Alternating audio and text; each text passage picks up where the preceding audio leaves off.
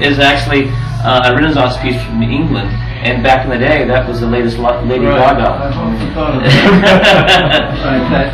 And the funny thing is, you couldn't drop a phonograph and listen to it. You had to go somewhere to hear somebody perform it.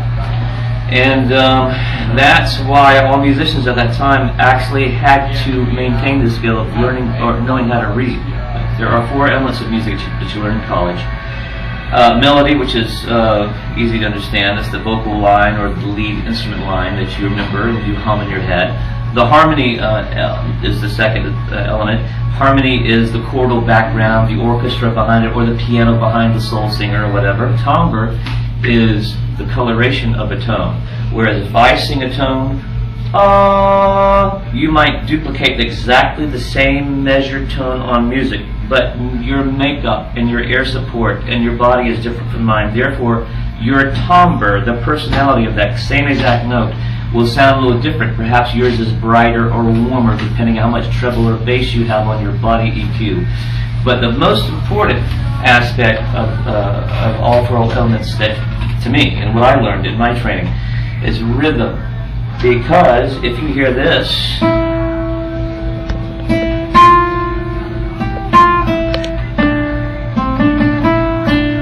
you don't know what it is. But if I play it with the correct rhythm, you know it is. In fact, if you're playing a concert and you miss a wrong note,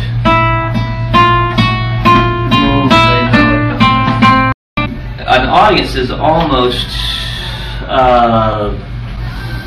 offended if you hit the wrong rhythm that they're expecting, that they're snapping their finger or tapping their feet to. But if you hit a wrong note, they may notice it, but you can go on. You can still have a relationship. But you lose your audience, you break up with the audience as soon as your rhythm's all screwed up. You know. When I first started taking classical in particular, after all those years of playing electric, that first week I was so sore in here because I was developing new muscles.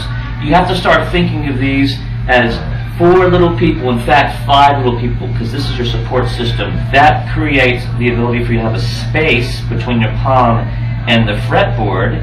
If there's a space between the palm and the fretboard, another issue is, think of, we mentioned classical, a violin. When you hold a violin, you do that little wrist twist thing. Now you can imagine, if you first start taking a violin,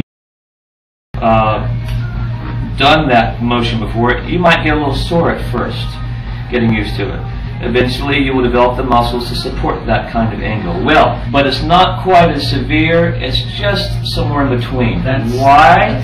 So you can get your palm line parallel with the bottom of the neck. And you get more stretchability. If you have the pads rather than the tips of the fingers pushing down, you can run across this situation in a, for example, when you hear, because it's not clearing the open string, it's not creating a bridge. Now it is. So think about coming over, even beyond the string and back in. Don't think about barely reaching the note. That's not good. Don't think about reaching the note. That's still not quite good enough. Think about coming over the string and back in and rolling in. Once again, using the example of G. G would be chord degree 1. Or if we're talking about the single notes of the scale, it's note degree 1. A would be the next note in the musical alphabet. So A in this case would be degree number 2. B would be degree number 3. And C would be degree number 4. But it's always measured according to what the key of the song is. You have to know what the first degree is to find out what 4 and 5 are. Now, that's not to say that the whole song is 1s, 4s, and 5s. Right. You can fill in the blanks here and there. A lot of times having odd degrees that don't necessarily sound as pleasant if you listen to them longer than half a beat or even a beat. They're stepping stones to a more solid sounding chord for the progression. One thing that people have to realize about writing is it is not as difficult as you make it out to be in your mind. In a simplified form, your average song, I'm not talking about symphony, but even if you break it down in simplest form, symphonies can apply to this too. You're really only writing a short melody. The Ode to Joy piece I played earlier by Beethoven is 6 notes.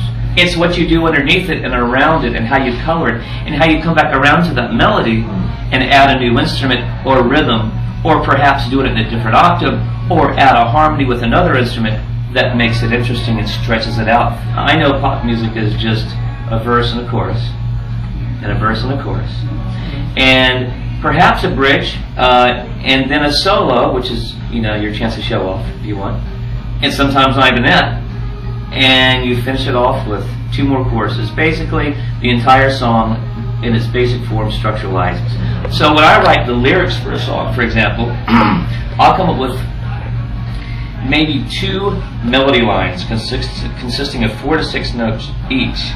I think of a conversation. I'm asking a question. Da da da da da da. There's my question. Da da da da da da da. There's a second line. I'm making this up. Third line. Da da da da da da da. Guess what? That was the same as the first line. And the fourth line. Da da da da da da da. I really just sang to you 2 melodies. Okay, and that's the entire first verse. Guess what? Those 2 lines are going to be repeated 2 to 3 more times. I just insert new words. So be as creative as you can, but the key is to not get so out there that you no longer find a common strand in the whole song.